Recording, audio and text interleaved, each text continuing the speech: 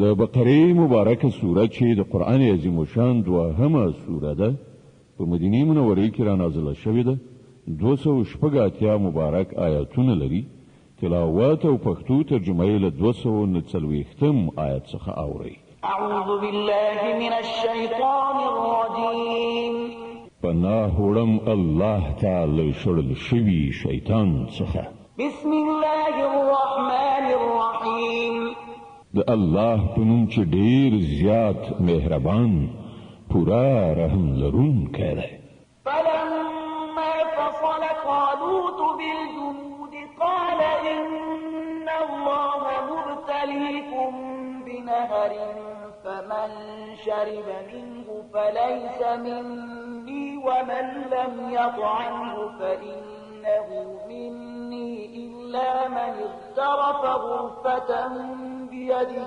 فشربوا منه إلا قليلا منهم فلما جاوزه والذين آمنوا معه قالوا لا طاقة لنا اليوم بجالوت وجنوده قال الذين يظنون أنهم ملاقو الله كم من فئة قليلة غلبت فئة كثيرة بإذن الله والله مع الصابرين بیا چې کله طالوت لښکر سره وخوځېد نو وی ویل پر یو سین باندې د الله له لوري پر تاسې ازمویښت کېدونکی دی څوک چې د هغه اوبو څښي هغه زما ملګری نه دی زما ملګری یوازې هغه څوک دی چې پر هغو خپله تنده ماته نه کړي هو که څوک یوه نیمه لپه وڅښي نو ودې څښي خو پرته له یو واړه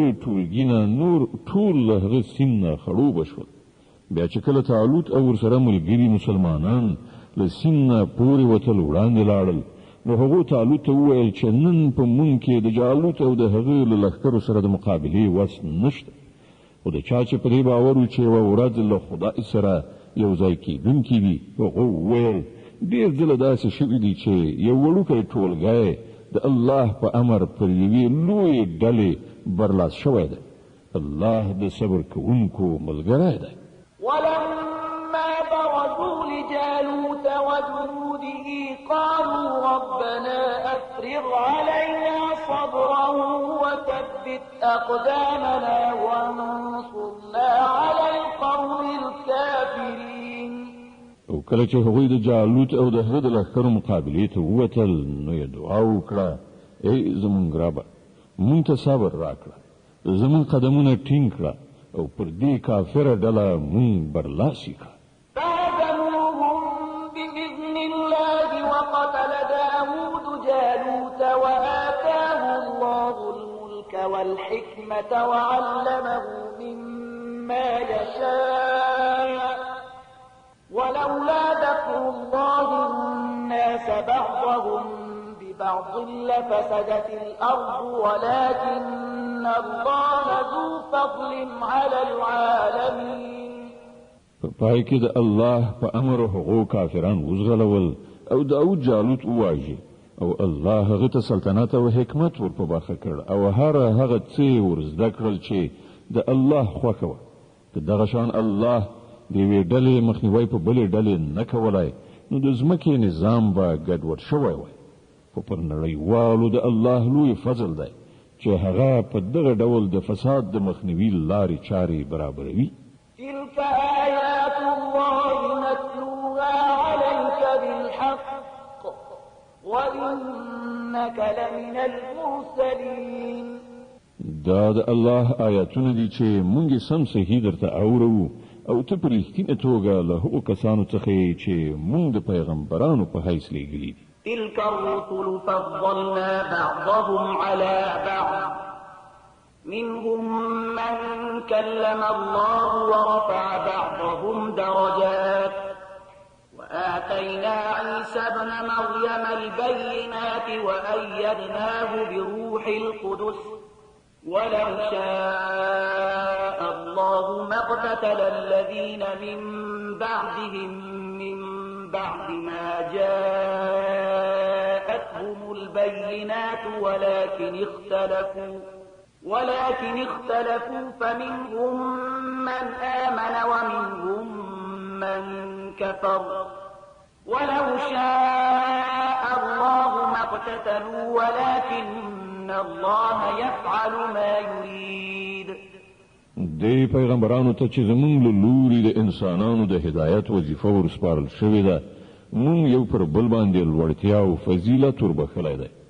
له هغو څخه ځینې داسې وو چې خدای په خپله ورسره خبرې کړي دي، چاته یې له نورو خواوو لوړې درجې ورکړي دي، او په پای کې عیسی بن مریم علیه السلام ته روښانه نښانې وربښلي او په سپېڅلي روح سره یې د هغه مرسته کړې ده. که د خدای خوښه وای نو دا نشوای کېدای چې د دې پیغمبرانو وروسته خلکو چې څرګندې نښې نښانې لیدلې په خپلو منځو کې جګړه کړې وای. له دې امله هغوی یو له بل سره شخړې وکړې، نو چا ایمان راوړ او چا د کفر لاره غوره کړه. هو که الله غوښتلی نو هغوی به هیڅکله نه جنګېدل، خو الله چې څه غواړي هغه کوي. يا أيها الذين آمنوا أنفقوا مما رزقناكم من قبل أن يأتي يوم لا بيع فيه ولا خلة ولا شفاعة والكافرون هم الظالمون. اے مؤمنانو، چې مال شتمني چې مونږ درکړې ده له هغې نه لګښت وکړئ، مخکې له هغې چې هغه ورځ راشي چې په هغې کې به نه اخیستل او خرڅول وي، نه دوستي په درد وخوري او نه سپارښت کار وکړي. او ظالمان اصلا هغه کسان دي چې د کفر لاره غوره کوي. الله لا إله إلا هو الحي القيوم لا تأخذه سنة ولا نوم له ما في السماوات وما في الأرض من ذا الذي يشفع عنده إلا بإذنه يعلم ما بين أيديهم وما خلفهم ولا يحيطون بشيء من علمه إلا بما شاء وسع كرسيه السماوات والأرض ولا يؤوده حفظهما وهو العلي العظيم. الله هغه ژوندی ابدي ذات نه پرته چې ټول کائنات یې تنظیم کړي دي، بل هیڅ خدای نشته. هغه نه ویده کېږي او نه پریشانی پرې راځي. په ځمکې او اسمانونو کې چې هر څه دي د هغه دي. څوک دی چې د هغې په وړاندې د هغه له اجازې پرته سپارښت وکړی شي؟ څه چې د بندګانو په وړاندې دي پر هغو هم خبر دی، او څه چې له هغو نه پټ دي پر هغو هم خبر دی. او د هغه له معلوماتو نه هیڅ شی د هغو په ادراک کې نشي ایسارېدلی، مګر دا چې د کوم شي علم ورکول هغه په خپله وغواړي. د هغه حکومت پر آسمانونو او ځمکه خور شوی دی، او د هغو ساتنه د هغه لپاره کوم ستومانونکی کار نه دی. یوازې همغه یو لوی او لوړ ذات دی. لا إكراه في الدين قد تبين الرشد من الغي فمن يكفر بالطاغوت ويؤمن بالله فقد استمسك بالعروة الوثقى لا انفصام لها والله سميع عليم. د دین په چارو کې څه زور او مجبورول نشته. سمه خبره له غلطو مفکورو څخه جلا کړای شوې ده. اوس چې څوک له کوم طاغوت نه منکر شي او په الله ایمان راوړي، هغه یوه داسې کلکه آسره ونیوله چې هېڅکله ماتېدونکې نه ده، او الله د هر څه اورېدونکی او په هر څه پوهېدونکی ده. الله ولي الذين آمنوا يخرجهم من الظلمات إلى النور والذين كفروا أولياؤهم الطاغوت يخرجونهم من النور إلى الظلمات أولئك أصحاب النار هم فيها خالدون. کوم خلک چې ایمان راوړي د هغو ملاتړ او مرستندوی الله دی، او هغوی له ترږمیو نه رڼا ته راباسي. او کوم خلک چې د کفر لاره غوره کړي د هغو ملاتړ او مرستندویان طاغوتان یعنی شیطانان دي، او هغوی له رڼا نه د ترږمیو لوري ته راکاږي. دا کسان دوزخ ته ورتلونکي دي، هلته به تل اوسیږي. ألم تر إلى الذي حاج إبراهيم في ربه أن آتاه الله الملك إذ قال إبراهيم ربي الذي يحيي ويميت قال أنا أحيي وأميت قال إبراهيم فإن الله يأتي بالشمس من المشرق فأت بها من المغرب فبهت الذي كفر والله لا يهدي القوم الظالمين. آیا تا د هغه چا په حال غور نه دی کړی چې هغه له ابراهیم سره جګړه کړې وه؟ په دې خبره جګړه چې د ابراهیم رب څوک دی او له دې امله چې هغه ته الله حکومت ورکړی. کله چې ابراهیم علیه السلام وویل چې زما رب هغه ذات دی چې د ژوند او مرګ واکمن دی، نو هغه په جواب کې وویل ژوند او مرګ زما په واک کې دی. ابراهیم علیه السلام وویل ښه الله لمر له ختیځ نه راخیژوي، ته هغه له لویدیځ نه راوخیژوه. د دې په اورېدلو د حق هغه منکر حق پک حیران پاتې شو، خو الله ظالمانو ته سمه لاره نه ښیي. أو كالذي مر على قرية وهي خاوية على عروشها قال أنى يحيي هذه الله بعد موتها فأماته الله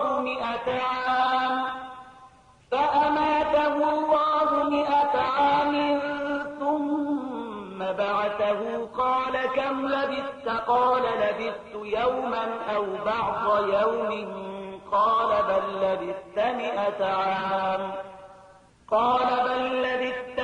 عام فانظر إلى طعامك وشرابك لم يتسنه وانظر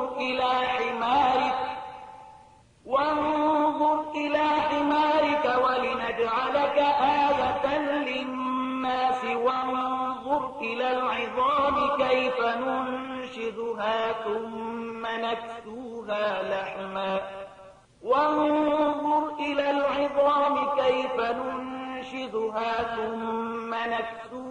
لحما فلما تبين له قال أعلم أن الله على كل شيء قدير. یا خود مثال په ډول هغه سړی ته وګوره چې هغه پر یو کلی تیریده چې چتونه پر بل مخ نسکور شوي وو. هغه وویل دا ودانۍ چې ورانې شوي دي دا به الله په څه شان بیا ژوندی کوي یعنې جوړوي. نو الله د هغه ساه واخیستله او هغه 100 کاله مړ پروت. بیا الله هغه دوهم ځل ژوندی کړ او له هغه نه یې پوښتنه وکړه ووایه څومره وخت پروت وي؟ هغه وویل 1 ورځ یا 2 ساعته به پروت و. ویې فرمایل 100 کلونه در باندې په همدې حالت کې تیر شوي دي.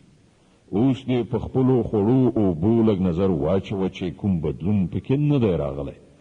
له بلې خوا لږ شان خپل خره ته هم وګوره چې ان هډوکي هم وراسته شوي دي. او دا مو د دې لپاره داسې کړي دي چې موږ غواړو تا د خلکو لپاره یوه نښانه وګرځوو. اوس وګوره چې دا د هډوکو پښتۍ څنګه راپاڅوو، په غوښه او په ستوکي یې پټوو. کله چې په دې توګه هغه ته حقیقت په ډاګه څرګند شو نو ویې ویل زه پوهېږم چې الله په هر څه قادر دی.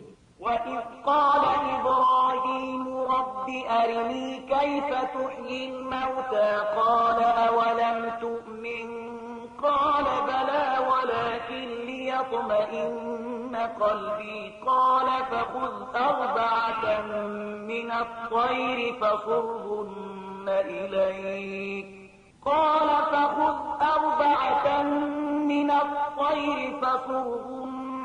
إِلَيْكَ ثُمَّ اجْعَلْ عَلَى كُلِّ جَبَلٍ مِّنْهُنَّ جُزْءًا ثُمَّ ادْعُهُنَّ يَأْتِينَكَ سَعْيًا وَاعْلَمْ أَنَّ اللَّهَ عَزِيزٌ حَكِيمٌ.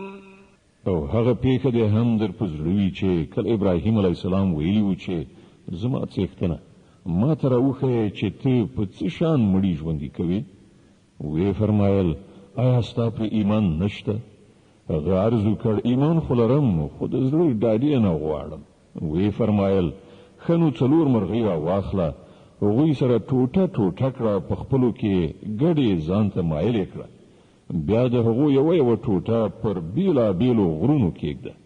بیا هغو ته نارې کړه هغوی به تا ته په ځغستا راشي.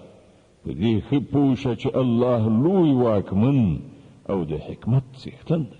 مثل الذين ينفقون أموالهم في سبيل الله كمثل حبة أنبتت 7 سنابل في كل سنبلة 100 حبة والله يضاعف لمن يشاء والله واسع عليم.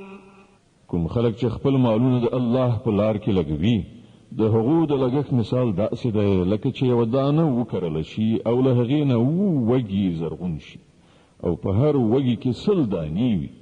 په همدې ډول چې کله د چا عمل ته د الله خوښه شي زیاتوالی پکې راولي، هغه هم پراخونکی او هم د علم څښتن دی.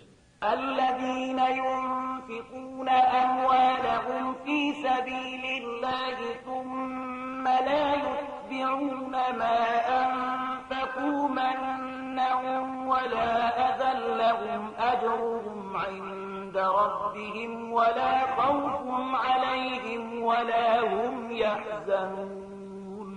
قول معروف ومغفرة خير من صدقة يتبعها أذى والله غني حليم. کوم خلک چې خپل مالونه د الله په لار کې لګوي او له لګښت نه وروسته فاصلونه نه کوي نه آزار ورکوي، د هغو ثواب د هغو د رب سره دی او پر هغو څه ویره ترهه غم خفګان نشته. یوه خوږه خبره او له یوې ناوړې خبرې نه تېرېدل له هغه خیرات نه ډېر ښه دي چې ورپسې آزارول وي. الله بې اړي دی او زغم د هغه صفت دی. يا أيها الذين آمنوا لا تبطلوا صدقاتكم بالمن والأذى كالذي ينفق ماله رئاء الناس ولا يؤمن بالله واليوم الآخر فمثله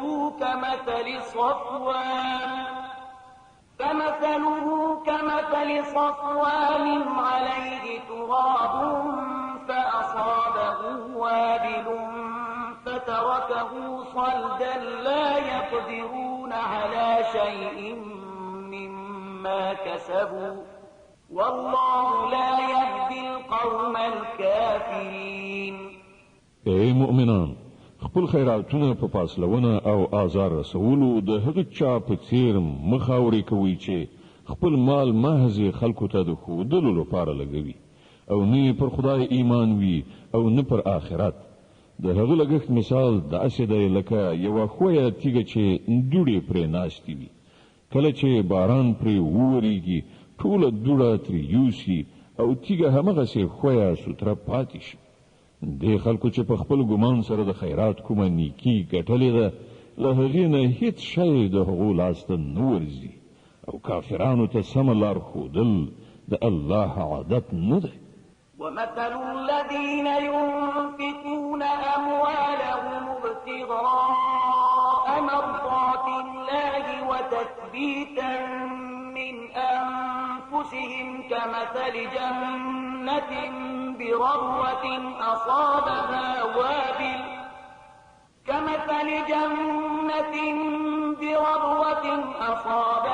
وابل فآتت أكلها ضعفين فإن لم يصبها وابل فطل والله بما تعملون بصير.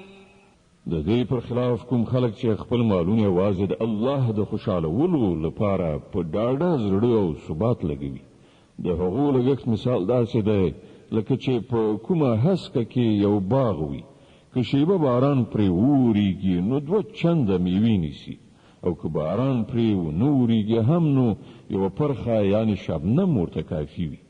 تاسې چې هر څه کوئ خدای د هغو لیدونکی دی. أيود أحدكم أن تكون له جنة من نخيل وأعناب تجري من تحتها الأنهار له فيها من كل الثمرات وأصابه الكبر وله ذرية ضعفاء فأصابها إعصار فيه نار فاحترقت كذلك يبين الله لكم الآيات لعلكم تتفكرون. آیا له تاسو نه یو څوک دا خوښوي چې د هغه یو ښېرازه تک شین باغ وي په ویالو خړو به له خرما انګورو او هر ډول میوونه ډک وي او په داسې حال کې ناڅاپه د اور بړبړکۍ ورباندې پریوزي او وسوځي چې هغه په خپله بوډا او اولادونه ماشومان او د هیڅ کار نه وي. په دغه ډول الله تاسو ته خپلې خبرې بیانوي، تاسو ته ښایي چې غور او فکر وکړئ. يا أيها الذين آمنوا أنفقوا من طيبات ما كسبتم ومما أخرجنا لكم من الأرض ولا تيمموا الخبيث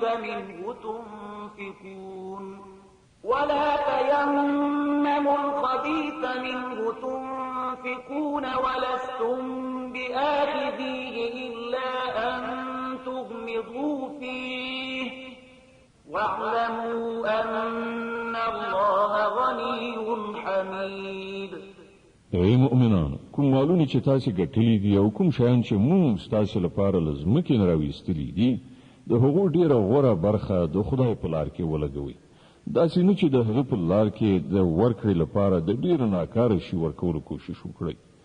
په داسې حال کې چې که همغه شی څوک تاسو ته درکړي نو تاسو به هیڅکله د هغه اخیستلو ته زړه ښه نه کړئ مګر دا چې د هغه په قبلولو کې له سترګو پټولو نه کار واخلئ.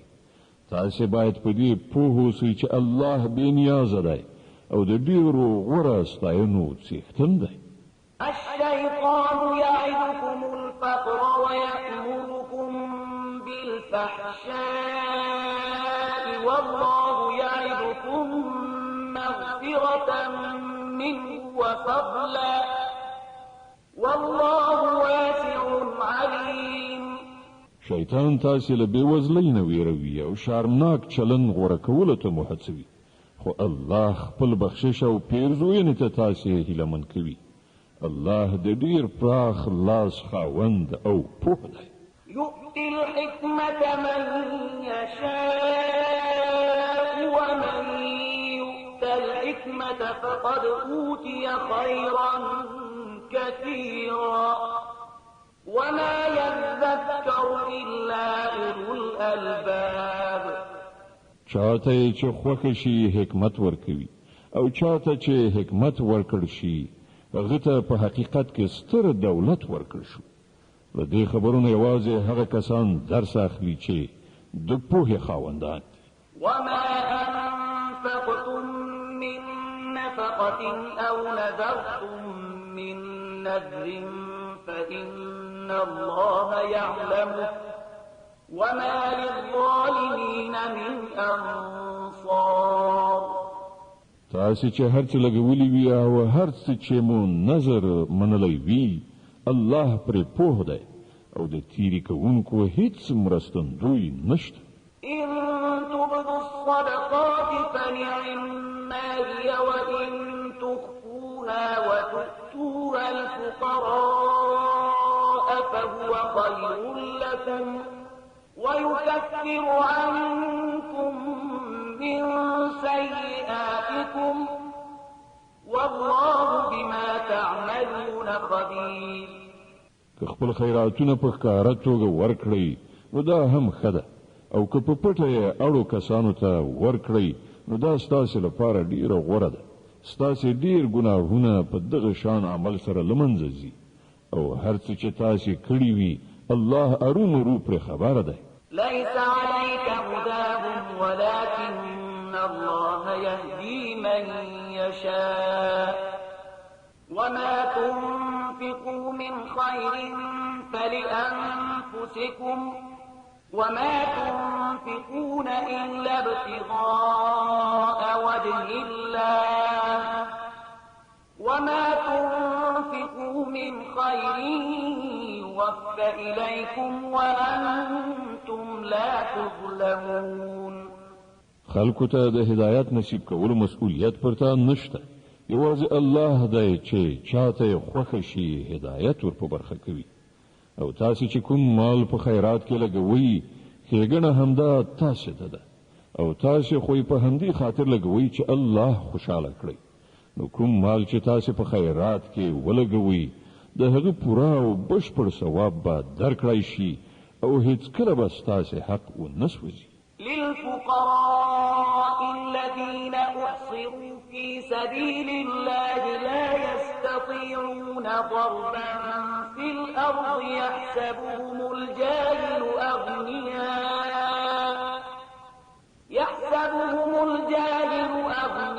أغنياء من التعفف تعرفهم بسيماهم لا يسألون الناس إلحافا وما تنفقوا من خير فإن الله به عليم. لبل هر چانه زیات د مرستې وړ هغه به وزلی دي چې د الله په کار کې داسې نښتې دي چې د خپل شخصي ګټو وټو لپاره د ځمکې پر مخ هیڅ راز هلې ځلې نشي کولای.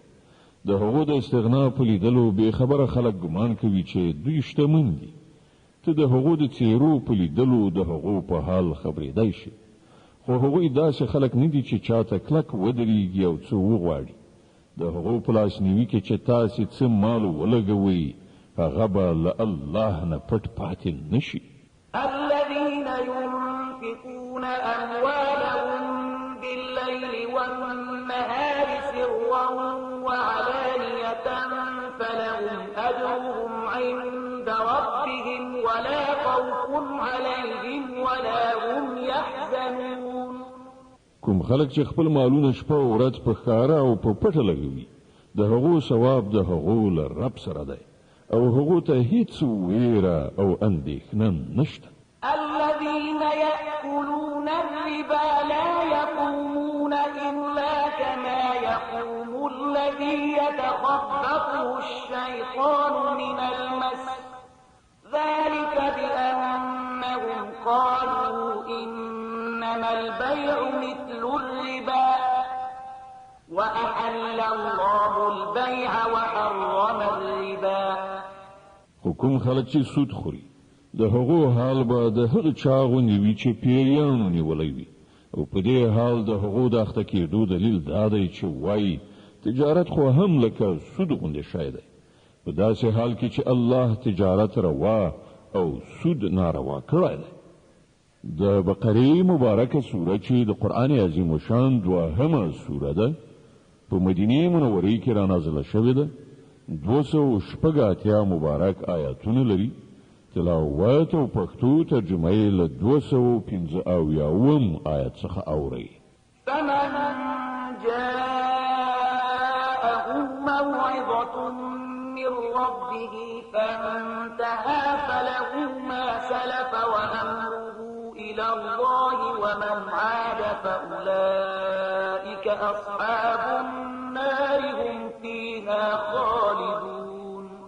نو چاته چې د هغه د رب له لوري دا نصیحت ورسید او پر راتلونکي کې د سود له خوړلو نه ډډه وکړه نو څه چې مخکې خوړلي هغه خو یې خوړلي دي. د هغه معامله له خدای سره ده او څوک چې له دې حکم نه وروسته بیا هم همداسې کار کوي هغوی دوزخیان دي، تل به پکې اوسي. يمحق الله الربا ويربي الصدقات والله لا يحب كل كفار أثيم. الله سود لمنځه وړي او خیراتونو ته وده او ښېرازي ورکوي او الله هیڅ ناشکره بد عمله انسان نه خوښوي. إن الذين آمنوا وعملوا الصالحات وأقاموا الصلاة وآتوا عند ربهم ولا خوف عليهم ولا هم يحزنون. او کوم کسان چې ایمان راوړي او غوره عملونه وکړي او زکات ورکړي د هغو ثواب بېشکه د هغو له رب سره دی او پر هغو څه ویره او کړاو نشته. يا أيها الذين آمنوا اتقوا الله وذروا ما بقي من الربا إن كنتم مؤمنين. اے مؤمنانو له خدای وویریږئ او ستاسې چې کوم سود پر خلکو پاتې دی هغه ور پرېږدئ که په رښتیا سره مو ایمان راوړی وي. فإن لم تفعلوا فأذنوا بحرب من الله ورسوله وإن تبتم فلكم رؤوس أموالكم لا تظلمون ولا تظلمون. خو که تاسې داسې ونه کړل نو خبر اوسئ چې د الله او د هغه د رسول لخوا ستاسې پر خلاف د جګړې اعلان دی. که اوس هم توبه وباسئ او سود پرېږدئ نو تاسې د خپلې پانګې اخیستلو حقدار یاست. نه تاسې ظلم کوئ او نه به پر تاسې ظلم وشي. وإن كان ذو عسرة فنظرة إلى ميسرة وأن تصدقوا خير لكم إن كنتم تعلمون. که ستاسې پوروړی تنګلاسی وي نو تر لاس چلیدو پورې مهلت ورکړئ او که خیرات ورکړئ نو دا ستاسې لپاره ډېره ښه ده که پوهېږئ. واتقوا يوما ترجعون فيه إلى الله ثم توفى كل نفس ما كسبت وهم لا يظلمون. د هغې ورځې له رسوایي او کړاو نه ځان وژغورئ چې د الله لوري ته ورستنېږي. هلته به هر چاته د هغه د کړې نیکۍ یا بدۍ پوره بشپړه بدله ورکړی شي او پر هیچا به هیڅکله ظلم ونه شي. يا أيها الذين آمنوا إذا تداينتم بدين إلى أجل مسمى فاكتبوه وليكتب بينكم كاتب بالعدل ولا يأب كاتب أن يكتب كما علمه الله فليكتب وليملل الذي عليه الحق وليتق الله ربه ولا يبخس منه شيئا فإن كان الذي عليه الحق سفيها أو ضعيفا أو لا يستطيع أن يمل هو فليملل وليه بالعدل واستشهدوا شهيدين من رجالكم فإن لم يكونا رجلين فرجل وامرأتان ممن ترضون من الشهداء أن تضل إحداهما فتذكر إحداهما الأخرى ولا يأبى الشهداء إذا ما دعوا ولا تسأموا أن تكتبوه صغيرا أو كبيرا إلى أجله ذلكم أقسط عند الله وأقوم للشهادة وأدنى ألا ترتابوا إلا أن تكون تجارة حاضرة تديرونها بينكم فليس عليكم جناح ألا تكتبوها وأشهدوا إذا تبايعتم ولا يضار كاتب ولا شهيد وإن تفعلوا فإنه فسوق بكم واتقوا الله ويعلمكم الله والله بكل شيء عليم. اے مؤمنان کله چې د کومې ټاکلې نیټې لپاره تاسې په خپلو منځو کې د پور د راکړې ورکړې معامله کوئ نو هغه ولیکئ.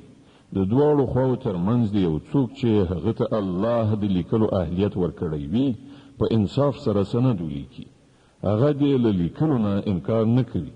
لیکنه او املا دې هغه څوک وکړي چې حق ورباندې دی یعنې پور اخیستونکی او هغه د الله خپل رب نه ویریږي چې څه معامله شوي وي په هغې کې د کمای زیاتی نه کوي. خو که پور اخیستونکی په خپله ناپوه یا کمزوری وي یا املا نشي کولی، نو د هغه ولی دی په انصاف سره املا وکړي. بیا له خپلو نارینهو 2 تنه پرې شاهدان ونیسئ، او که 2 سړي نه وي نو 1 سړی او 2 ښځې دې وي چې که یوه یې هیره کړي نو هغه بله به یې ورپه زړه کړي. دا شاهدان دې له داسې خلکو څخه وي چې د هغو شاهدي ستاسې په منځ کې قبلېدونکي وي. شاهدانو ته چې کله د شاهدۍ وهلو وویل شي نو هغوی د انکار نه کوي. که معامله وړه وي او که غټه، د هغې نیټه ټاکل او سند لیکل بې اهمیته مه ګڼئ. د الله په وړاندې دا چلند ستاسې لپاره ښه د انصاف کار دی. په دې سره شاهدۍ تیرولو کې ښه اسانتیا راځي او په شکونو او شبهو کې ستاسې د اخته کېدو امکان کمیږي. هو، که تاسې په خپلو منځو کې لاس په لاس تجارتي راکړه ورکړه کوئ، نو د هغه د نه لیکلو هیڅ پروا نشته. خو د سوداګرۍ د راکړې ورکړې په وخت کې شاهدان ونیسئ. لیکونکی او شاهد دې نه ځورول کیږي. که داسې وکړئ نو ګناه کوئ. د الله له قهره وویریږئ. هغه تاسو ته د عمل سمه لاره درښیي او هغه په هر څه پوه دی. وإن كنتم على سفر ولم تجدوا كاتبا فرهان مقبوضة فإن أمن بعضكم بعضا فليؤدي الذي اؤتمن أمانته وليتق الله ربه ولا تكتموا الشهادة ومن يكتمها فإنه آثم قلبه والله بما تعملون عليم. که تاسو د پردیسۍ یعنی مسافرۍ په حال کې او د سند لیکلو لپاره کوم لیکونکی پیدا نشو، نو د شیانو په ګیره واخیستلو معامله وکړئ. که له تاسو نه څوک پر بل باندې باور وکړي یا له هغه سره څه معامله وکړي، نو په چا باندې چې باور شوی دی هغه د امانت ادا کړي او له خپل رب الله څخه دې وویریږي. او شاهدي هیڅکله مه پټوئ. څوک چې شاهدي پټوي د هغه زړه په ګناه خیرن دی او الله ستاسې له عملونو څخه بې خبره نه دی.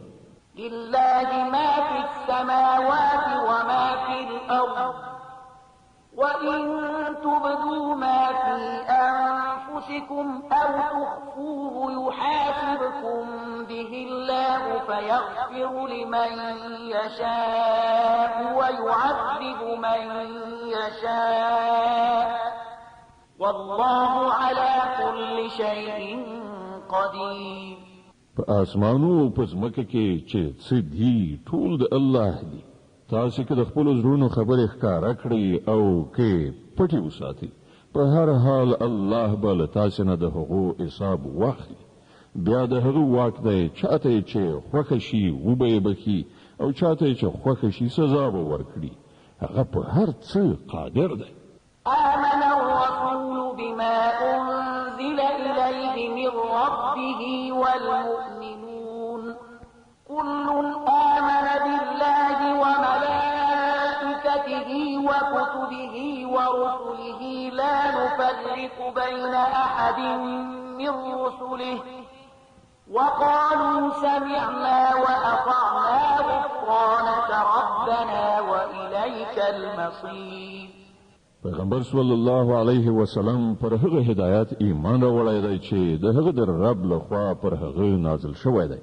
او څوک چې د دې پیغمبر صلی الله علیه وسلم منونکي دي، هغوی هم دا هدایت د زړه په مینه منلی دی. دوی ټولو الله د هغه پرښتې، د هغه کتابونه او د هغه پیغمبران منلی دي. او د هغو وینا دا ده چې موږ د الله په پیغمبرانو کې یو له بله توپیر نه کوو. مونږ حکم واورید او اطاعت مو ومانه. څښتنه مونږ ستا څخه د ګناه بخښنې غوښتونکي یو او همدا ستا لوري ته زمونږ درتګ دی.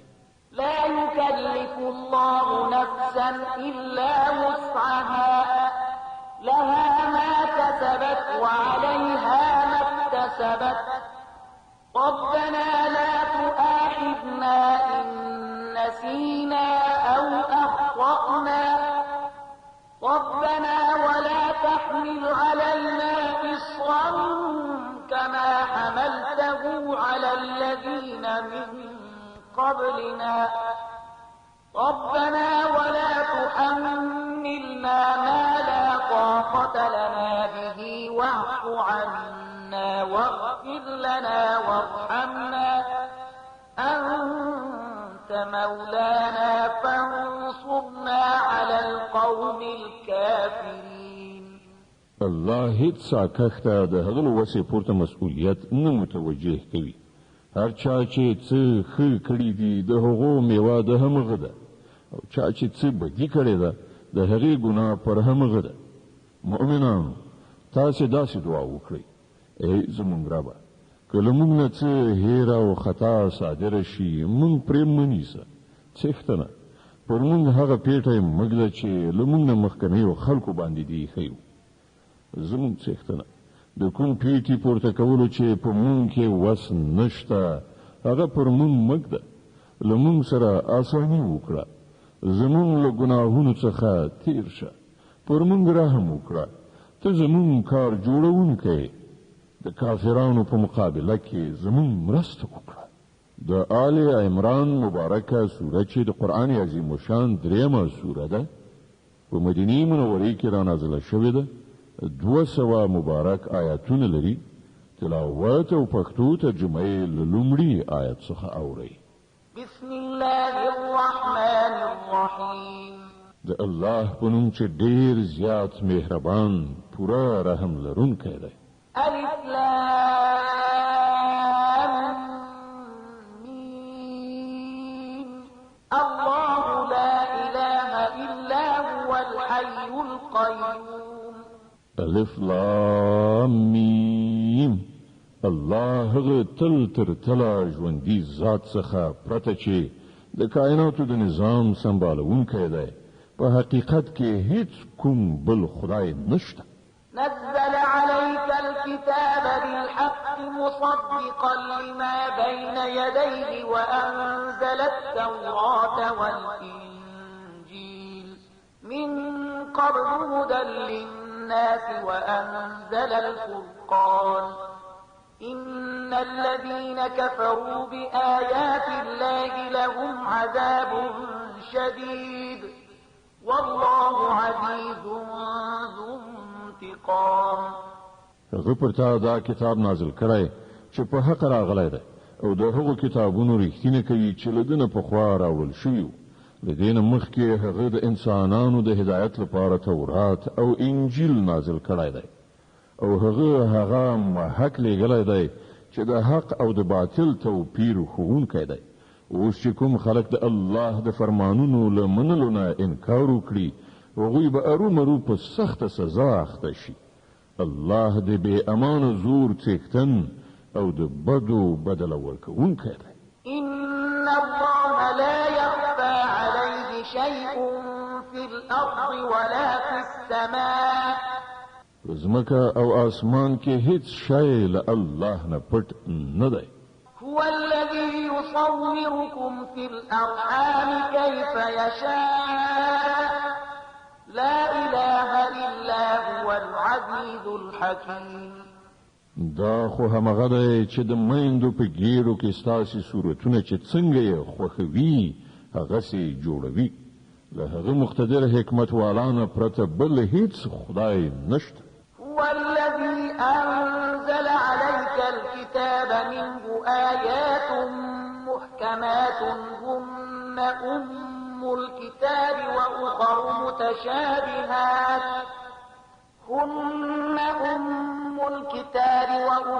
متشابهات فأما الذين في قلوبهم زيغ فيتبعون ما تشابه منه ابتغاء الفتنة وابتغاء تأويله وما يعلم تأويله إلا الله والراسخون في العلم يقولون آمنا به كل من عند ربنا وما يذكر إلا أولو الألباب.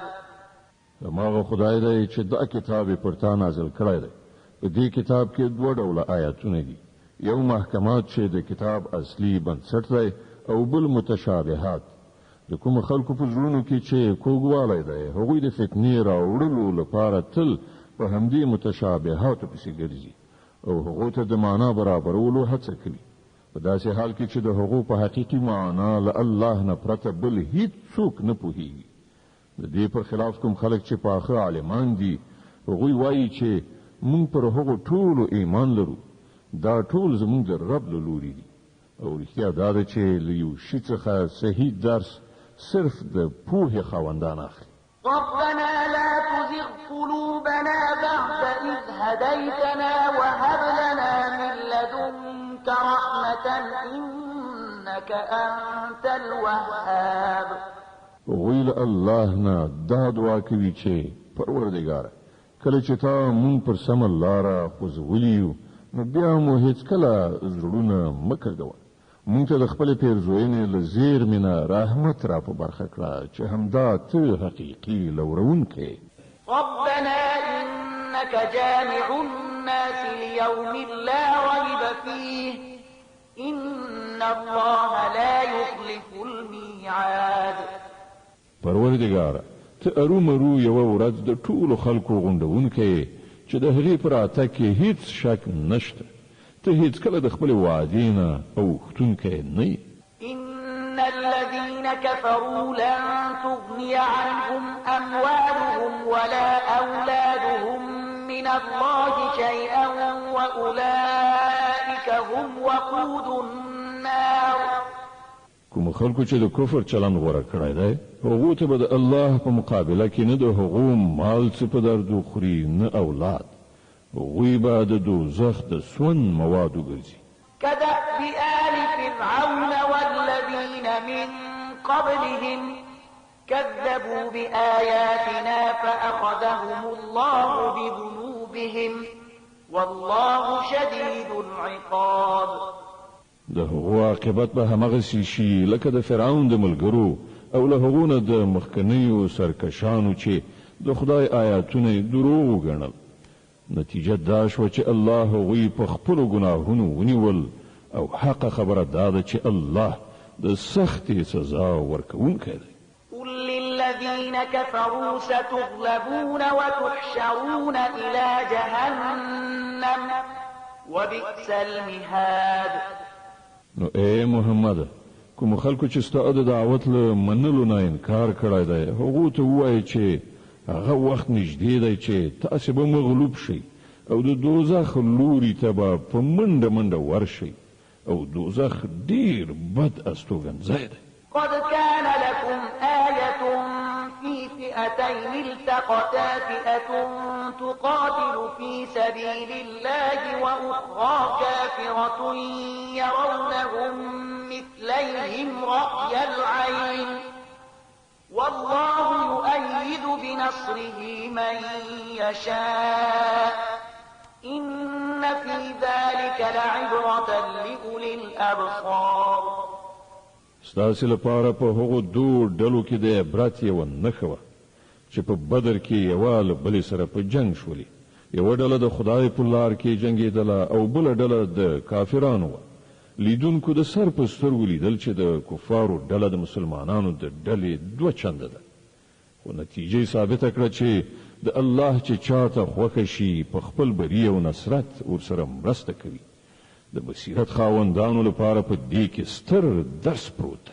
زين للناس حب الشهوات من النساء والبنين والقناطير المقنطرة من الذهب والفضة والخيل المسومة والأنعام والحرث ذلك متاع الحياة الدنيا والله عنده حسن المآب.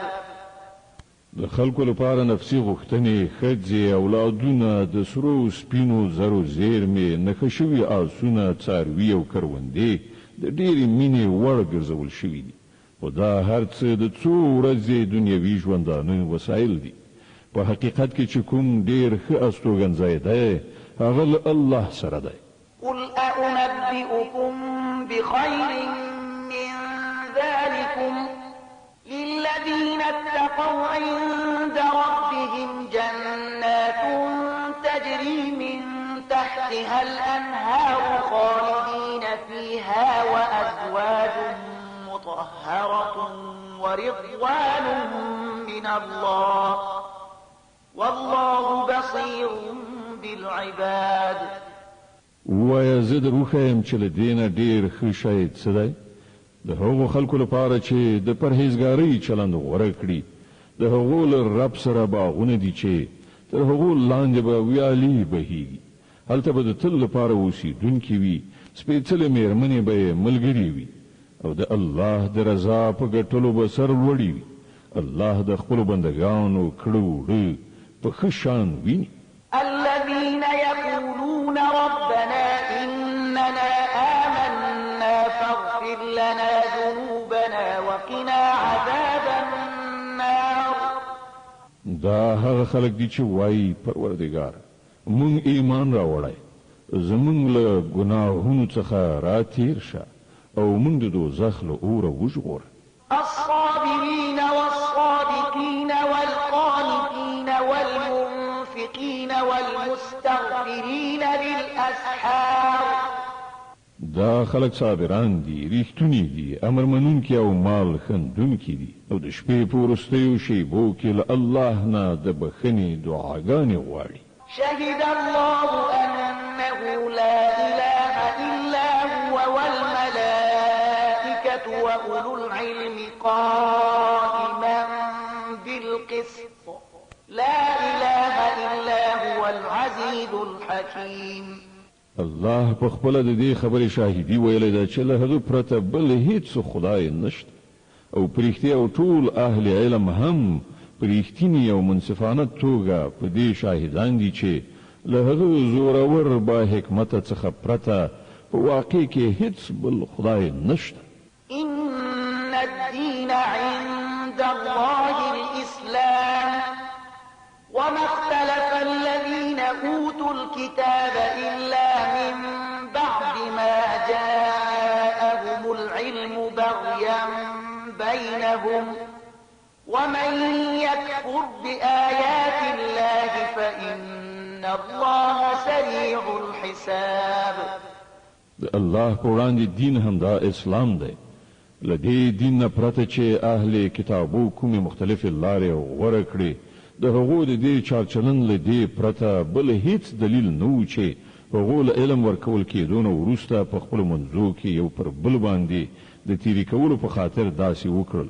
او هر څوک چې د الله د حکمونو او لارښودنو د اطاعت نه منکر شي، الله به له هغه سره بې له څه ځنډه حساب وکړي. فإن حاجوك فقل أسلمت وجهي لله ومن اتبعني وقل للذين أوتوا الكتاب والأميين أأسلمتم فإن أسلموا فقد اهتدوا وإن تولوا فإنما عليك البلاغ والله بصير بالعباد. اوس که دا خلک له تا سره شخړه وکړي، نو دوی ته ووایه ما او زما پیروانو خو د الله په وړاندې د تسلیم سر ښکته کړی دی او له اهل کتابو او غیر اهل کتابو دواړو نه پوښتنه وکړه آیا تاسې هم د هغه اطاعت او بندګي منلې ده؟ که یې منلې ده نو سمه لاره یې وموندله او که یې ورڅخه مخ اړولی نو پر تا باندې یوازې د پیغام رسولو مسؤلیت نور الله په خپله د خپلو بندګانو د چارو لیدونکی دی. إن الذين يكفرون بآيات الله ويقتلون النبيين بغير حق ويقتلون الذين يأمرون بالقسط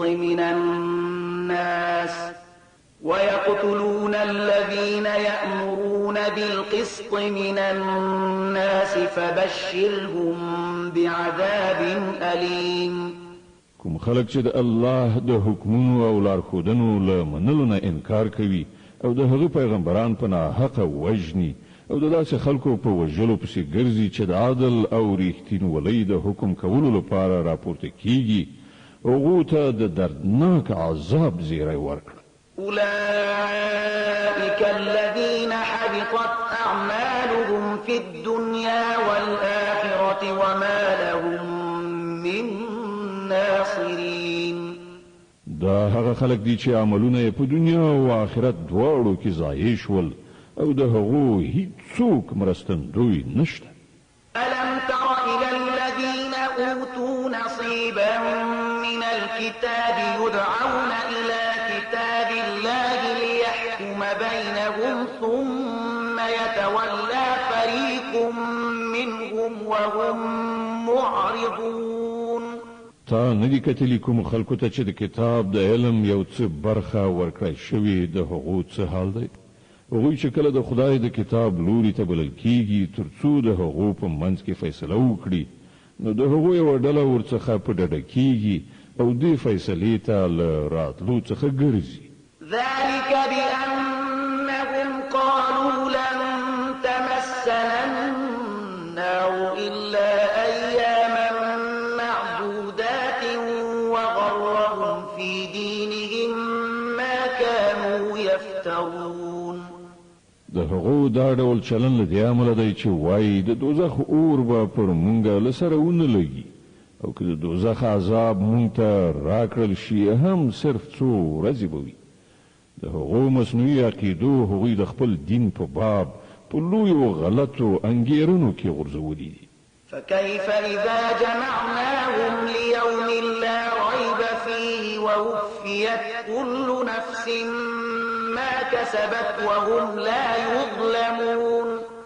او پر هغو به څه راشي چې کله مونږ هغوی په هغه ورځ راغونډ کړو چې د هغې راتګ یقیني دی. په هغه ورځ به هر چاته د خپلو کړو پوره بشپړه بدله ورکړی شي او پر هیڅ چا به ظلم ونه شي.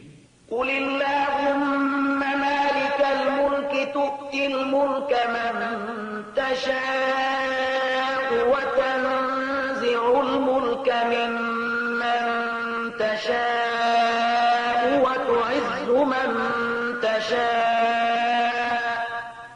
وتعز من تشاء وتذل من تشاء بيدك الخير إنك على كل شيء قدير. وایا خدایا د ملک مالک ستا چې چاته خوښه شي حکومت ورکوي او له چانه چې وغواړي اخلي چاته چې د خوښه شي عزت ورکوي او څوک چې وغواړي ذلیله کوي. ښېګڼه ستا په واک کې ده بېشکه ته په هر څه قادري. تولج الليل في النهار وتولج النهار في الليل وتخرج الحي من الميت وتخرج الميت من الحي وتخرج الحي من الميت وتخرج الميت من الحي وترزق من تشاء بغير حساب. شپه په ورځ کې او ورځ په شپه کې ننباسي یعنی یو له بلې څخه راوځي سا کخ څخه بې سا او له بې سا څخه سا کخ راباسي او چاته چې د خوښه شي بې حسابه روزي ورکوي. لا يتخذ المؤمنون الكافرين أولياء من دون المؤمنين ومن يفعل ذلك فليس من الله في شيء إلا أن تتقوا منهم تقاه ويحذركم الله نفسه وإلى الله المصير. مؤمنان د هیڅ کله داسې نه کوي چې مؤمنان پرېږدي او له کافرانو سره ملګرتیا او دوستي وکړي. څوک چې داسې چلند وکړي د هغه له الله سره هیڅ اړیکه نشته. هو دا بخل کیږي که تاسې د هغو له ظلم څخه د ځان ژغورلو په خاطر په ظاهره دغه ډول چلند غوره کړئ خو الله تاسې له خپله ځانه ویروي او د همغه لوري ته ستاسې ورګرځېدل دي. قل إن تخفوا ما في صدوركم أو تبدوه يعلمه الله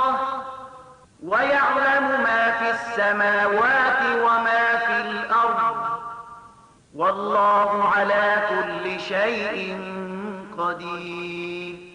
ای پیغمبره، خلق په دې خبر کړه چې ستاسو په زړونو کې چې هر څه دي که تاسو هغه پټو ساتئ او که یې ښکاره کړئ، الله په هر حال پرې پوهیږي.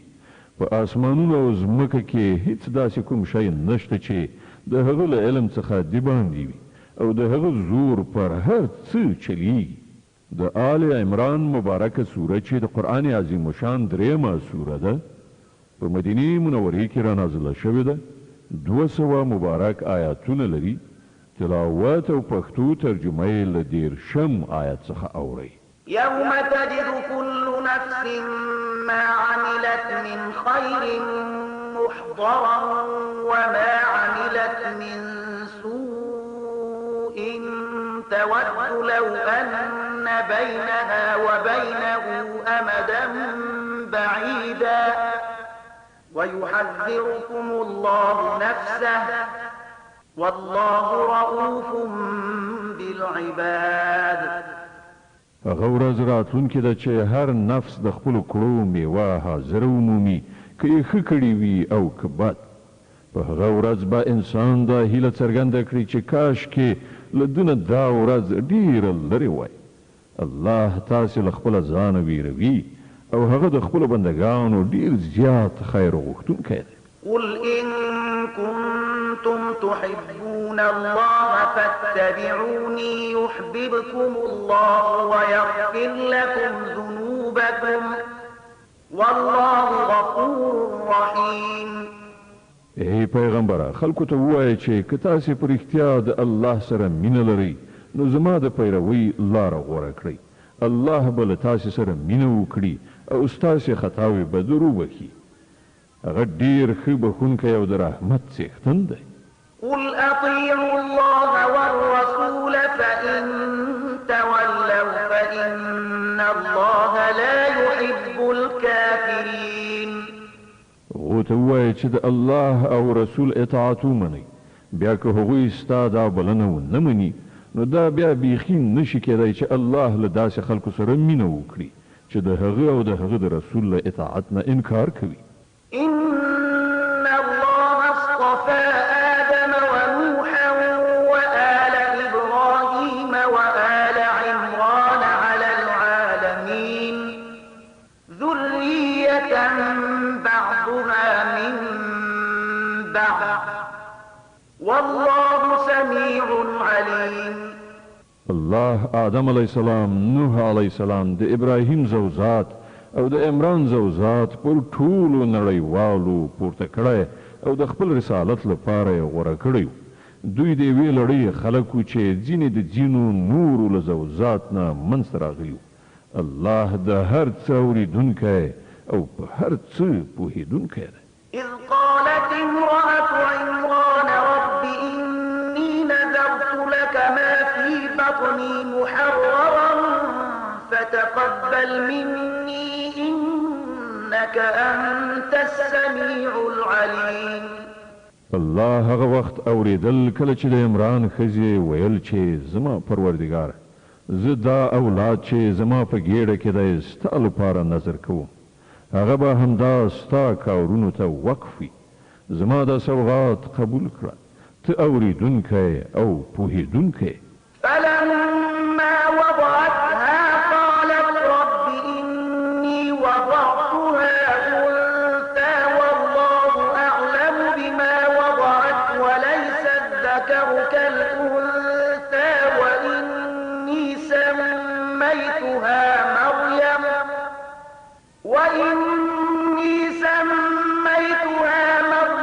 وإني أعيذها بك وذريتها من الشيطان الرجيم. بیا چې کله هغه ماشوم وزېږاو نو هغې وویل پروردګاره، زما خو لور زېږېدلې ده. په داسې حال کې چې څه چې هغې زېږولي وو الله ورباندې پوره خبر و او هلک د نجلۍ غوندې نه وي. هر څه چې دا ما د هغې نوم مریم ایښی دی او زه هغې او د هغې راتلونکي زوجات ته د رټل شوي شیطان له شر څخه ستا پناه غواړم. فتقبلها ربها بقبول حسن حسن وأنبتها نباتا حسنا وكفلها زكريا كلما دخل عليها زكريا المحراب وجد عندها رزقا قال يا مريم أنى لك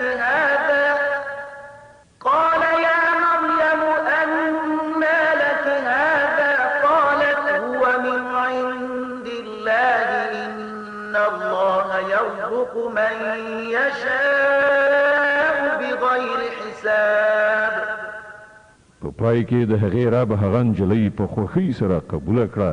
هغه یې ډېره ښه نجلۍ وروزله او زکریا یې د هغې پالونکی وګرځاو. زکریا به چې هر وخت محراب کې هغې ته ورتلو نو له هغې سره به یې د خوراک او څښاک څه ناڅه میندل. پوښتنه به یې کوله مریم دا تا ته له کومه راځي؟ هغې به ځواب ورکاو د الله له لورې راغلي دي. د الله چې چاته خوښه شي بې حسابه یې ورکوي. هنالك دعا زكريا ربه قال رب هب لي من لدنك ذرية طيبة إنك سميع الدعاء.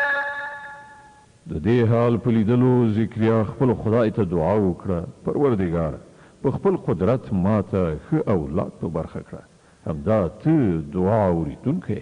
فنادته الملائكة وهو قائم يصلي في المحراب أن الله يبشرك بيحيى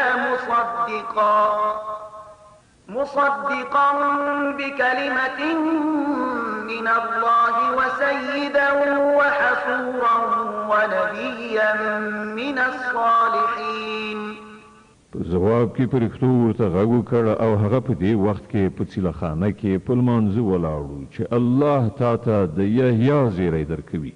هغه به د الله له لورې دی او فرمان د ریښتینوونکي په توګه راشي. په هغه کې به د سردارۍ او لویۍ نښه وي. پر خپل نفس به په ټوله معنا حاکم وي. په پیغمبرۍ به سرلوړی وي او په ښو کسانو کې به وشمېرلی شي.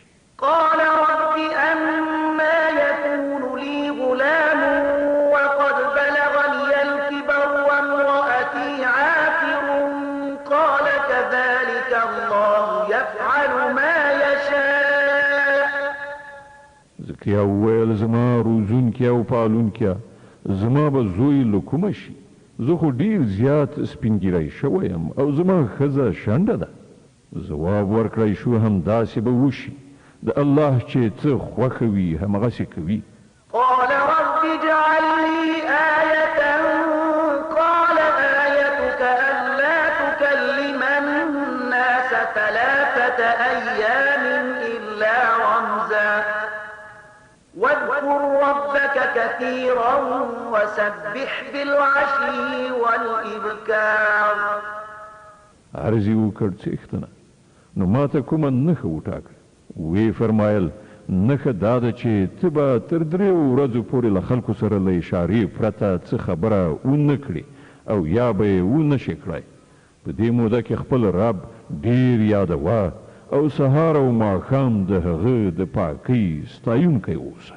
وإذ قالت الملائكة يا مريم إن الله اصطفاك وطهرك واصطفاك على نساء العالمين. نو هغه وخت را ورسید چې پرښتې مریم ته راغلی او ویې ویل ای مریم الله ته غوره کړې او تا ته یې سپېڅلتیا دربښلې او د ټولې نړۍ پر ښځو یې تا ته ترجیح درکړې. يا مريم اقنتي لربك واسجدي واركعي مع الراكعين. د خپل پروردګار د فرمان تابع اوسه. د هغه په وړاندې سر په سجده اوسه او کوم بندگان چې د هغه په وړاندې سر ښکته کوونکي دي ته هم له هغو سره سر ښکته کوونکي اوسه. ذلك من أنباء الغيب نوحيه إليك وما كنت لديهم إذ يلقون أقلامهم أيهم يكفل مريم وما كنت لديهم إذ يختصمون. اے محمد دا پټ خبرونه دي چې مونږ تا ته د وحی په وسیله وایو که نه ته خو په هغه وخت کې هلته نه وې چې د هیکل خدمتګارانو د دې فیصلې په خاطر خپل قلمونه غورځول چې د مریم سرپرست به څوک کیږي او نه ته په هغه وخت کې موجود وې چې د هغو پرې جګړه وه.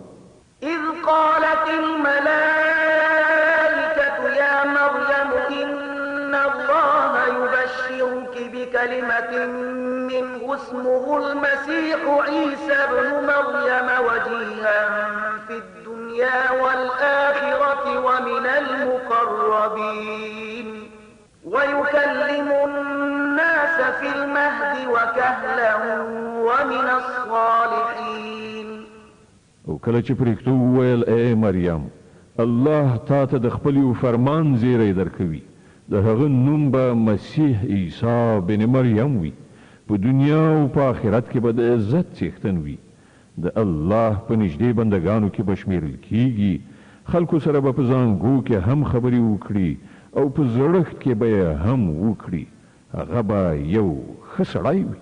قالت رب أنا يكون لي ولد ولم يمسسني بشر قال كذلك الله يخلق ما يشاء إذا قضى أمرا فإنما يقول له كن فيكون.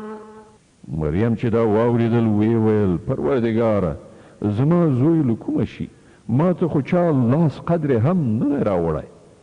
ځواب ورکړ شو همداسې به وشي الله چې چاته اراده وکړي پیدا کوي هغه چې کله د کوم کار کولو فیصله وکړي نو صرف دومره وایي چې وشه او هغه کیږي.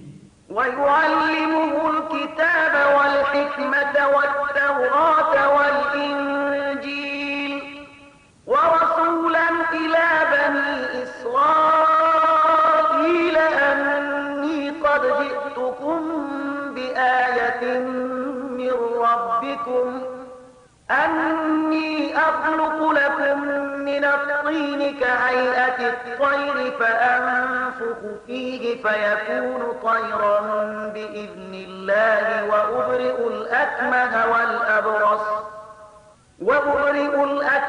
والأبرص وأحيي الموتى بإذن الله وأنبئكم بما تأكلون وما تدخرون في بيوتكم إن في ذلك لآية لكم إن كنتم مؤمنين. پرښتو د خپل وینا په لړ کې ورپسې وویل او الله به هغه ته کتاب او حکمت وښي د تورات او انجیل علم به ور زده کړي او بني اسرائیلو ته به د خپل پیغمبر په توګه وټاکي او کله چې هغه د پیغمبر په توګه بني اسرائیلو ته ورغی نو وی ویل زه ستاسې د رب لخوا له نښانې سره تاسې ته راغلی یم زه ستاسې په مخ کې له خټې نه د مرغۍ د شکل یوه مجسمه جوړوم او په هغې کې پوکی کوم هغه د الله په امر الوتونکی جوړي زه د الله په امر مورزادي ړوند او پیس روغوم او مړي ژوندي کوم زه تاسې ته ښیم چې تاسې څه خورئ او څه په خپلو کورونو کې زیرمه کوئ په دې کې تاسې ته پوره نښانه ده که تاسې ایمان راوړونکي یاست. ومصدقا لما بين يدي من التوراة ولأحل لكم بعض الذي حرم عليكم وجئتكم بآية من ربكم فاتقوا الله وأطيعون. او زه د هغې ښوونې او هدایت ریښتینونکی راغلی یم چې له تورات نه اوس زما په زمانه کې موجود دی او د دې لپاره راغلی یم چې تاسې ته ځینې هغه شیان حلال کړم چې پر تاسې حرام کړی شوي دي. ګورئ زه ستاسې د روزونکي پالونکي له لوري تاسې ته له نښانې سره راغلی یم نو له هغه نه وویرېږئ او زما اطاعت وکړئ. إن الله ربي وربكم فاعبدوه هذا صراط مستقيم. الله هم زما رب دی او هم ستاسې له دې امله تاسې د همغه بندګي غوره کړئ همدا سمه سیخه لاره ده. د آل عمران مبارکه سوره چې د قرآن عظیم شان درېمه سوره ده په مدینه منورې کې را نازله شوې ده. 200 مبارک آیاتونه لري. تلاوت او پښتو ترجمه یې له 250 آیات څخه اورئ. فلما أحس عيسى منهم الكفر قال من أنصاري إلى الله قال الحواريون نحن أنصار الله آمنا بالله واشهد بأننا مسلمون. کله چې عیسی درک کړه چې بني اسرائیل کفر او انکار ته چمتو دي نو هغه وویل څوک د الله په لار کې زما ملاتړ کیږي. حواریانو په جواب کې وویل موږ د الله ملاتړ یو، موږ پر الله ایمان راوړی. شاهد اوسه چې موږ مسلمانان یعنی د الله په لار کې سرټیټونکي یو. ربنا آمنا بما أنزلت واتبعنا الرسول فاكتبنا مع الشاهدين. زموږ څښتنه کوم فرمان چې تا را لېږلی دی موږ هغه منلی او د پیغمبر پیروي مو قبوله کړې ده. زموږ نوم په شاهدي ویونکو کې ولیکه. ومكروا ومكر الله والله خير الماكرين. بیا بني اسرائیلو د مسیح پر خلاف پټې دسیسې پیل کړې. په مقابل کې الله هم خپل پټ تدبیر په کار واچو او په داسې تدبیرونو کې الله تر ټولو وړاندې دی. إذ قال الله يا عيسى إني متوفيك ورافعك إلي ومطهرك من الذين كفروا وجاعل الذين اتبعوك فوق الذين كفروا إلى يوم القيامة وجاعل الذين اتبعوك فوق الذين كفروا إلى يوم القيامة ثم إلي مرجعكم فأحكم بينكم فيما كنتم فيه تختلفون. هغه خو د همدې الله په تدبیرو چې کله یې وویل چې ای عیسی زه اوس تا بیرته راولم او تا به خپل لوري ته راپورته کړم او چا چې ته نه یې منلی له هغو نه یعنې د هغو له څنګ نه او د هغو په ناولي چاپېریال کې له هغو سره له هستوګنې نه به تا پاک کړم او ستا پیروان به تر قیامته پر هغو خلکو برلاسي کړم چې ته نه یې منلی. بیا په پای کې ستاسې ټولو راتګ ماته دی. په هغه وخت کې به زه د هغو خبرو فیصله وکړم چې په هغو کې ستاسې ترمنځ شخړه شوې ده. فأما الذين كفروا فأعذبهم عذابا شديدا في الدنيا والآخرة وما لهم من ناصرين. وأما الذين آمنوا وعملوا الصالحات فيوفيهم أجورهم والله لا يحب الظالمين.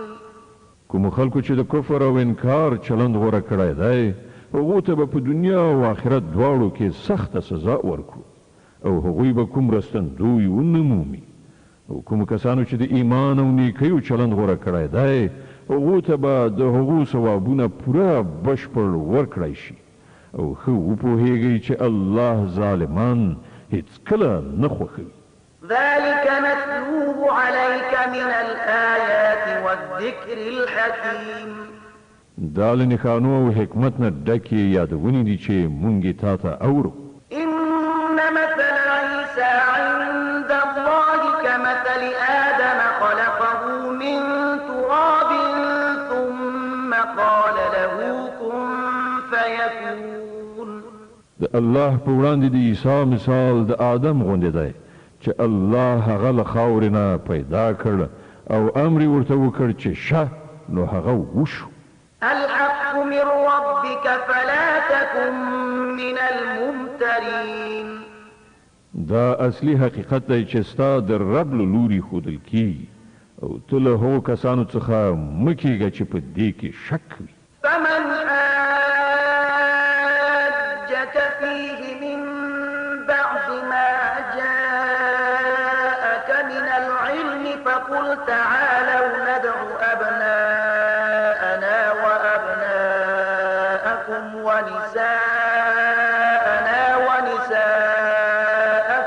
وأنفسنا وأنفسكم فقل تعالوا ندع أبناءنا وأبناءكم ونساءنا ونساءكم وأنفسنا وأنفسكم ثم نبتهل فنجعل لعنة الله على الكاذبين. د دې علم له راتګ نه وروسته که اوس څوک په دې باب له تا سره جګړه وکړي نو ای محمده ورته ووایه چې راځئ هم به مونږ او تاسې په خپله راشو او هم به خپلې کورنۍ راولو او د خدای په وړاندې به دعا وکړو چې که هر څوک دروغجن وي پر هغه دې د خدای لعنت وي. د آل عمران مبارکه سوره چې د قرآن عظیم شان درېمه سوره ده په مدینې منورې کې را نازله شوې ده. 200 مبارک آیاتونه لري. تلاوت او پښتو ترجمه یې له 2 آیت څخه اورئ. إن هذا لهو القصص الحق وما من إله إلا الله وإن الله لهو العزيز الحكيم فإن تولوا فإن الله عليم بالمفسدين. دا بیخي صحیح واقعیتونه دي او حقیقت دا دی چې له الله نه پرته هیڅ بل خدای نشته او هغه د همدې الله ذات دی چې د هغه زور پر ټولو بار او د هغه حکمت د کائناتو په نظام کې کاریګر دی. نو که دوی په دې شرط له مقابلې نه مخ واړوي نو دا به په ډاګه شي چې هغوی مفسدان دي او الله د فساد خورونکو په حال ښه خبر دی. قل يا أهل الكتاب تعالوا إلى كلمة سواء بيننا وبينكم ألا نعبد إلا الله ولا نشرك به شيئا ولا يتخذ بعضنا بعضا أربابا من دون الله فإن تولوا فقولوا اشهدوا بأننا مسلمون. وآي أهل کتابو یوې داسې خبرې ته راشئ چې زمونږ او ستاسې دواړو ترمنځ یو شان ده، دا چې مونږ له الله نه پرته د هیڅ چا بندګي ونه کړو، له هغه سره هیڅوک شریک ونه ګڼو او له مونږ نه د هیڅوک له الله نه پرته هیڅ یو په ربوبیت ونه نیسي. که هغوی د دې بلنې له منلو نه مخ واړوي نو په ډاګه ورته ووایه چې شاهدان اوسئ مونږ خو مسلمانان یعنی یوازې د خدای بندگی کوونکي او اطاعت کوونکي. يا أهل الكتاب لم تحاجون في إبراهيم وما أنزلت التوراة والإنجيل إلا من بعده أفلا تعقلون. اے اهل کتابو تاسې د ابراهیم علیه السلام په باب ولې له موږ سره شخړه کوئ؟ تورات او انجیل خو له ابراهیم علیه السلام نه وروسته نازل شوي دي، نو تاسې په دومره خبره هم نه پوهیږئ؟ ها أنتم هؤلاء حاججتم فيما لكم به علم فلم تحاجون فيما ليس لكم به علم والله يعلم وأنتم لا تعلمون. تاسې چې د کومو شیانو علم لرئ په هغو کې خو بحثونه کوئ، په هغو چارو کې ولې څېړنه کوئ چې له تاسې سره د هغو په باب هیڅ معلومات هم نشته؟ الله پوهیږي، تاسې نه پوهیږئ. ما كان إبراهيم يهوديا ولا نصرانيا ولكن كان حنيفا مسلما وما كان من المشركين. ابراهیم علیه السلام نه یهودي و نه نصراني بلکې هغه خو یو لوري ته مخ اړوونکی مسلمانو او هغه هیڅکله له مشرکانو څخه نه و. إن أولى الناس بإبراهيم للذين اتبعوه وهذا النبي والذين آمنوا والله ولي چې تر ټولو زیات د دې حقدار دي چې ابراهیم علیه السلام ته منسوب شي هغه خلک دي چې د هغه پیروي وکړه او اوس دا پیغمبر او د منونکي د دې منسوبېدو زیات حقدار دي. الله یوازې د همغو کسانو ملاتړ او مرستندوی دی چې ایمان یې راوړی وي. ود طائفة من أهل الكتاب لو يضلونكم وما يضلون إلا أنفسهم وما يشعرون. اے مؤمنانو، له اهل کتابونو یوه ډله غواړي چې په څه چل تاسې له سمې لارې نه واړوي، په داسې حال کې چې په حقیقت کې هغوی له ځانه پرته هیڅوک په ګمراهۍ کې نه غورځوي، خو له هغو سره د دې شعور نشته. يا أهل الكتاب لم تكفرون بآيات الله وأنتم تشهدون. اے اهل کتابو، ولې د الله له آیتونو نه منکریږئ په داسې حال کې چې تاسې په خپله وینئ؟ يا أهل الكتاب لم تلبسون الحق بالباطل وتكتمون الحق وأنتم تعلمون. اے اهل کتابو، ولې حق ته د باطل رنګ ورکوي او سره ګډوي؟ ولې له پوهې او ادراک سره سره حق پټوي؟ وقال طائفة من أهل الكتاب آمنوا بالذي أنزل على الذين آمنوا وجه النهار واكفروا آخره لعلهم يرجعون. له اهل کتابونو یوه ډله وایي چې د دې پیغمبر پر منونکو چې څه نازل شوي دي پر هغه سهار ایمان راوړئ او ماښام ورڅخه انکار وکړي، ښایي په دې دسیسه دا خلک له خپل ایمان نه واوړي. ولا تؤمنوا إلا لمن تبع دينكم قل إن الهدى هدى الله أن يؤتى أحد مثل ما أوتيتم أو يحاجوكم عند ربكم قل إن الفضل بيد الله يؤتيه من يشاء والله واسع عليم. دغه راز دا خلک په خپلو کې سره وایي چې د هیڅ چا خبره مه منئ چې ستاسې پر دین نه وي. ای پیغمبره، دوی ته ووایه چې اصلا خو هدایت د الله هدایت دی او دا د هغه ورکړه ده چې یو چاته همغه څه ورکړی شي چې یو وخت تاسې ته درکړی شوي وو، یا دا چې نورو ته ستاسې د پروردګار حضور ته د وړاندې کېدو لپاره ستاسې پر خلاف قوي دلیل په لاس ورشي. ای پیغمبره، دوی ته ووایه چې فضل او لورونه د الله په واک کې ده، چاته یې چې خوښه شي ورکوي، هغه د پراخ نظر څښتن دی او په هر څه پوهیږي. يختص برحمته من يشاء والله ذو الفضل العظيم. د خپل رحمت لپاره چې چاته خوښه شي ټاکي او د هغه فضل ډیر زیات دی.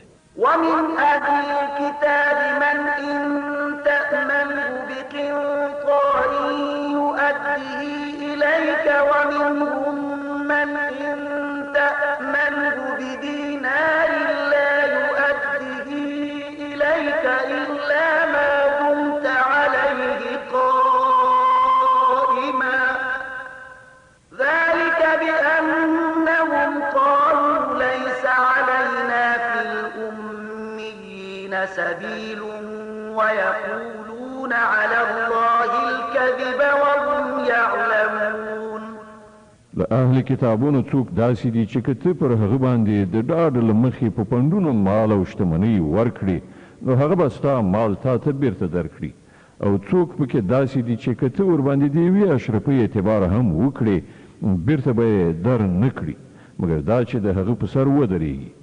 د هغو د دې اخلاقي حالت سبب دا دی چې هغوی وایي د بېسوادو یعنې غیر یهودي خلکو په باب پر مونږه څه مؤاخذه نشته، او دا خبره هغوی بیخي په دروغجنه وینا د الله لوري ته منسوبوي، په داسې حال کې چې هغو ته څرګنده ده چې الله داسې نه دي ویلي. ښه نو ولې به له هغو نه پوښتنه ونه شي؟ بلى من أوفى إن الله يحب المتقين. هر څوک چې خپل تعهد پوره کړي او له بدو چارو په ډډه شي هغه به الله ته ګران وي ځکه چې پرهیزګاران د الله خوښیږي. إن الذين يشترون بعهد الله وأيمانهم ثمنا قليلا أولئك لا خلاق لهم في الآخرة ولا يكلمهم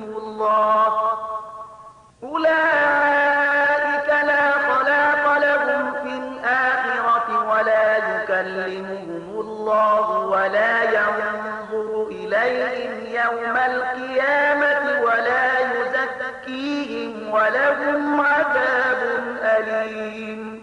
پاتې شول هغه خلک چې د الله تړون او خپل قسمونه په لږ بیه پلوري د هغو لپاره په آخرت کې هیڅ برخه نشته. الله به د قیامت په ورځ نه له هغو سره خبرې وکړي نه به د هغو لوري ته وګوري او نه به هغوی سپېڅلي کړي بلکې د هغو لپاره خو دردناک عذاب دی. صدق الله العظیم. الله ستر رښتیا ویونکی دی.